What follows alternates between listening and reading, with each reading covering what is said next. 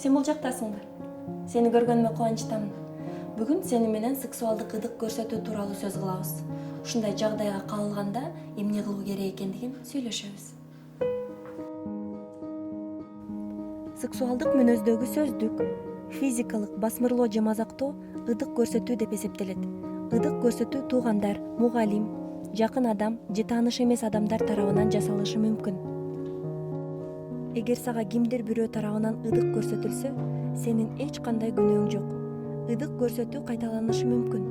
Ошондуктан аны тезинен токтотуу керек. Унчукпай койбо. Ишеничтүү адамга айт. Ал апаң, эжең, социалдык педагог же жашы жетелектердин иштери боюнча тескөөчү болушу мүмкүн. Ырдык көрсөтүү бир гана физикалык формада болбойт.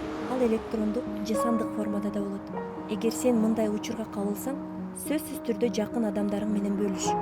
Кандайдыр бир көйгөйлөрдү же коркутууларды өзүңө кармаба. Жардам берүү кызматтарына кайрыл. Алар сени дайыма угуп көмөк көрсөтүүгө даяр. Жардам берүү кызматтарынын номерлери 102, 111, 112. Бул кызматтар күнү-түнү иш алып барышат. Жана чалуу акысыз жүргүзүлөт. Эсиңде болсун. Мындай учурда сенин эч кандай күнөөң жок. Кыздар, келгиле бул тууралуу сөз кылабыз.